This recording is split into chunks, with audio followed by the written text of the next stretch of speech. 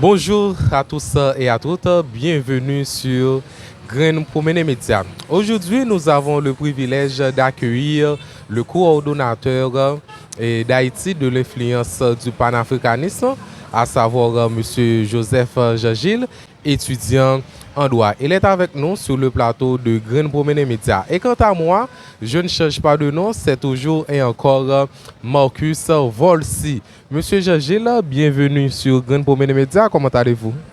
Merci mon frère, je vais parfaitement bien et je salue toute la population qui nous regarde. Normalement, aujourd'hui, nous sommes ici pour décortiquer un sujet bien déterminé, à savoir les atrocités commises par les gangs après l'allocution de barbecue portant sur la réception du message de Kémy Séba. Et Kémy Séba est une figure incontournable du panafricanisme du 21e siècle et il était en Haïti le mois dernier. Monsieur Jean-Gilles, pensez-vous que les gangs ont réellement reçu le message de Kémy Séba? Merci mon frère pour la question. Et ce que je peux dire réellement, n'oubliez pas qu'il s'agit de la communication politique. Et sur ce fait, je ne peux pas dire que les gangs ont reçu le message de Kémy Séba ou les gangs ne l'ont reçu pas. Et parce qu'il s'agit, et comme je viens de le dire, de la communication politique, il y a ce qu'on appelle la manipulation en politique. Et en politique, ce n'est pas la parole qui compte, mais c'est l'action. Donc après les propos de Kémy Séba, je vais voir les réactions des gangs, les actions qui vont dire qu'ils ont reçu ou pas le message de Kémy Séba. Je pense que c'est ça. Et comment comprenez-vous la déclaration de barbecue et le porte-parole de Vivre Ensemble après le message de Kémy Séba? Donc, comme je viens de le dire, il s'agit de la communication politique. Et Barbecue a dit qu'il a reçu le message de Kémy Séba, n'est-ce pas? Et tout le monde le sait. Mais maintenant, nous ne pouvons pas dire réellement que Barbecue est sincère. Et c'est pourquoi, même Kémy Séba, après son départ d'Haïti, il a fait une vidéo où il a dit si les gangs tiennent parole, et ils peuvent déposer les armes, s'ils tiennent parole. Moi, je peux dire comme Kémy Séba, si Barbecue a tenu la parole et il a fait des actions concrètes après la parole, je pense qu'on peut ajouter foi à ses propos. Mais jusqu'à nos jours, nous sommes en train d'attendre ce qui est en train de se faire. Et je pense que c'est ça. Et d'après vous, existe-t-il un lien entre les propos de Barbecue et l'augmentation des violences qui ont suivi? Donc, est-ce qu'on peut dire ça de façon directe? On ne peut pas dire ça clairement comme ça. Mais n'oubliez pas, les gangs, ce sont des hommes qui ont été instrumentalisés par l'élite politique et économique en Haïti. Cela veut dire que les gangs, autrefois, ce sont des groupes rivaux parce qu'ils se battaient entre eux. Mais maintenant, Barbecue a fait comprendre, et à l'aide de son leadership, il a réussi à organiser, à mettre ensemble les gangs. Donc, je me suis dit, est-ce que les gangs ont réellement reconnu Barbecue pour les chefs? C'est un problème. Parce qu'après avoir dit qu'il a reçu le message de Kémy Séba, on peut le constater, il y a beaucoup plus d'atrocités parmi les gangs, on peut le constater. Dans les jours passés, les gangs de Savien ont tué beaucoup de monde. Je sais. Et c'est pour cette raison que je me suis dit que est-ce que les gangs vraiment ont une autorité? Est-ce qu'ils ont reconnu l'autorité de Barbecue vraiment? Même moi, je pose cette question. Voilà les problèmes. Moi aussi, je pose cette question. Et c'est pourquoi je ne peux pas dire que cette déclaration a une relation directe avec les atrocités qui sont en train de commises après la déclaration. Non seulement les gangs de Savien ont massacré beaucoup de gens dans les jours précédents, et il y a aussi les gangs de talibans qui ont fait le déplacement et ils sont venus jusqu'ici dans le département de la Tibonite.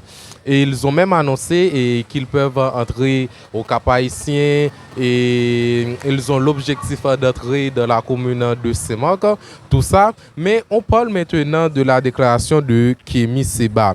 Et tout de suite après cette déclaration, on a parlé du mésinterprétation et de cette déclaration.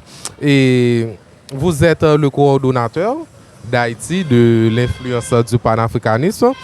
Et comment pouvez-vous expliquer la déclaration que Kémy Séba a fait? Parce qu'on parle souvent de mésinterprétation. Moi, je voulais savoir la version exacte de la déclaration de Kémy Séba.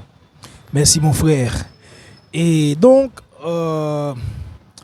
n'oubliez pas, lors d'une communication, il y a ce qu'on appelle l'interprétation. L'interprétation, parce que c'est lui qui entend le discours et essaie d'interpréter réellement le message. Et c'est ce qu'on appelle les feedbacks et tout ça en communication. Mais j'ai entendu un journaliste qui dit que Kémy Séba a dit que les gangs sont des révolutionnaires. Mais on peut constater, on peut regarder la vidéo et de l'allocution de Kémy Séba. Même vous pouvez le constater, Kémy Séba, en aucun moment de son discours, il n'a jamais dit que les gangs sont des révolutionnaires. Mais il dit, si les gangs peuvent déposer leurs armes, si les gangs peuvent cesser de tirer sur la population civile, et ces gangs-là peuvent coopérer avec la masse pour mener une révolution prolétarienne en Haïti. Cela veut dire que Kémy Séba dit les gangs, s'ils coopèrent avec la population civile, et ces gangs-là peuvent devenir des révolutionnaires, mais il n'a jamais dit que les gangs sont des révolutionnaires. Même nous, beaucoup de monde en Haïti, le dit aussi. Et si les gangs peuvent signer avec la population pour mener une lutte contre la bourgeoisie néolibérale qui détruit la population haïtienne, à ce moment-là, nous pouvons les appeler des révolutionnaires, mais actuellement, ils sont encore des gangs, des terroristes, parce qu'ils n'ont fait rien de sérieux. Ils sont en train de théoriser, encore une fois, la population. Et c'est pourquoi nous voulons dire à la population Kémy Séba ne laisse pas entendre que les gangs sont des révolutionnaires, mais les gangs peuvent devenir des révolutionnaires s'ils cessent de tirer sur la population et rejoindre la population pour mener une lutte contre la bourgeoisie corrompue en Haïti. Je pense que c'est ça. Normalement, s'ils cessent de tuer les gens, ils peuvent devenir des révolutionnaires. Est-ce que c'est possible dans cette société? Car actuellement là, on est dans une conjoncture. Cette conjoncture-là, c'est une véritable mise en demeure. Parce que les gangs nous traumatisent énormément. Est-ce qu'on peut faire équipe avec ces gens-là pour mener une bataille pour libérer Haïti? Ces gangs-là qui nous traumatisent, qui ont déjà tué beaucoup de gens qui font partie de notre famille. Est-ce qu'on peut collaborer avec ces gens-là? Donc, lorsqu'on parle de la collaboration, il y a certains gangs qui ne vont jamais collaborer avec la population. Ça, c'est clair.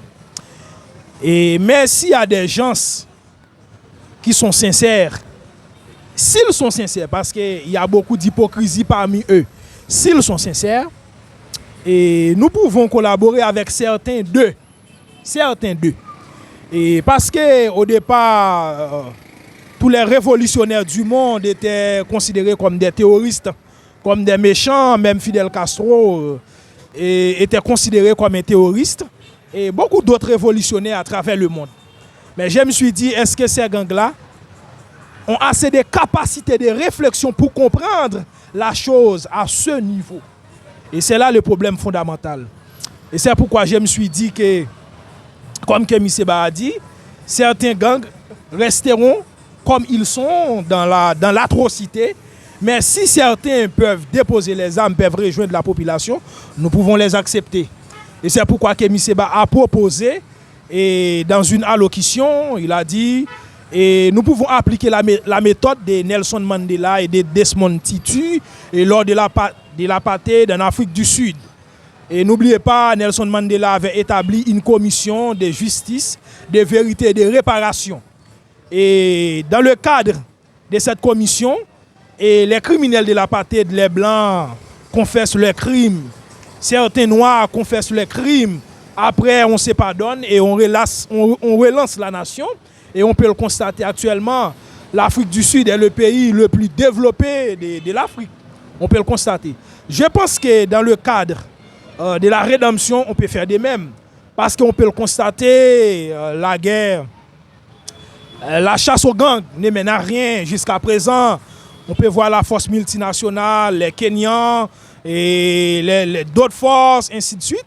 Et nous pouvons le constater, ils ne peuvent rien apporter de sérieux. C'est pourquoi nous pouvons résoudre cette crise à l'amiable, amicalement, parce que nous sommes des Haïtiens. Nous pouvons nous asseoir autour d'une table pour négocier, pour se pardonner les uns les autres, et puis relancer la nation, réparer les victimes et punir les criminels. Et certains gangs doivent passer devant des tribunaux pour être jugés et pour aller incarcérer même. Parce qu'il y a des crimes impardonnables. Mais on peut faire ça, on peut s'asseoir autour d'une table pour négocier tout ça amicalement. Parce qu'on peut le constater, la guerre ne mènera à rien. Je pense que toutes les guerres de l'humanité ont été résolues par les dialogues. Mais pourquoi nous, les Haïtiens, on nous conseille la guerre entre nous? Pourquoi nous ne pouvons pas nous asseoir autour d'une table pour négocier et pour trouver une solution à cette crise? Je pense que c'est ça. Bon, pas de souci, monsieur Jean-Gilles. Et une toute dernière question. Quel rôle les intellectuels et les leaders d'opinion devraient-ils jouer face à des déclarations susceptibles? Et donc, je pense que les intellectuels et les leaders d'opinion peuvent jouer un rôle intéressant parce que le panafricanisme est une théorie intellectuelle, pour bien vous dire. Et au départ, c'était des intellectuels qui avaient donné naissance à cette doctrine révolutionnaire. Et n'oubliez pas, le grand Thénor Firmin, l'un des plus grands intellectuels d'Haïti, était l'un des premiers penseurs de ce mouvement. Et ensuite, on peut dire clairement que les intellectuels d'Haïti doivent embrasser ce mouvement pour promoter ce mouvement en vue d'amener la jeunesse à une conscience panafricaine. Je pense qu'on peut le constater, le panafricanisme a libéré l'Afrique et le panafricanisme peut libérer Haïti. Et c'est pour cette raison que je me suis dit que les intellectuels haïtiens peuvent jouer un rôle important et dans ce mouvement, ainsi que les leaders d'opinion et les hommes qui possèdent la capacité de la transmission et des messages, ça veut dire les journalistes et les directeurs d'opinion, et peuvent jouer aussi un rôle intéressant et dans le panafricanisme en vue de former l'opinion publique, en vue de former la jeunesse pour une révolution panafricaniste en Haïti. Je pense que ces deux peuvent jouer un rôle intéressant. Le panafricanisme a sauvé l'Afrique et maintenant nous avons une organisation en Haïti. Et quel est le rôle de cette organisation en Haïti? Donc, n'oubliez pas, il faut aller à l'origine pour comprendre le but, l'objectif du panafricanisme. Et le panafricanisme est une théorie fédéraliste. Cela veut dire que les panafricains promotent une fédération. Et cela veut dire que nous voulons fédérer tous les 54 pays d'Afrique. Donc je me suis dit que Haïti, de manière isolée, ne peut résister toute seule à l'impérialisme de l'Occident. Et c'est pourquoi nous voulons, en tant qu'organisation panafricaine en Haïti, et nous voulons fédérer Haïti et les blocs africains et qui veulent lutter pour l'indépendance. Parce que, soyons clairs, est-ce que Haïti peut se battre contre les États-Unis d'Amérique toute seule, Haïti? Non. Une presqu'île. Non. Est-ce que Haïti peut se battre contre l'Union européenne? Non, oh, quelle histoire. Et c'est pour cette raison, nous les panafricanistes, et nous disons, aucun État africain, État nègre, ne peut se battre contre l'oligarchie occidentale tout seul. Et c'est pourquoi il faut une fédération. Il faut créer un bloc géopolitique pour pouvoir faire corps, pour militer contre l'impérialisme de l'Occident. Et c'est pourquoi nous voulons une alliance solide entre Haïti et la Fédération du Sahel. Cela veut dire le Mali, le Niger, le Burkina Faso, pour qu'Haïti puisse sortir de cette crise chronique qui surgit dans ce pays depuis après la mort de Dessalines jusqu'à nos jours. Je pense que nous, les panafricanistes, nous pouvons apporter une solution durable à Haïti. C'est pourquoi, dans les jours à venir, nous allons mettre des actions concrètes sur la table afin de porter une contribution sérieuse à la crise haïtienne. Je pense que nous allons faire ça. Merci, M. Jean-Gilles. Merci à tous et à toutes les abonnés de Green Promenade Média. J'attends, moi personnellement, j'attends impatiemment le travail que promet cette organisation du panafricanisme en Haïti. Merci. Merci mon frère, c'est moi qui devrais vous remercier des préférences. Et en passant, nous appelons la jeunesse à nous rejoindre dans cette lutte. La jeunesse estudiantine. Nous appelons cette jeunesse à nous rejoindre dans cette lutte contre le néocolonialisme en Haïti. Merci.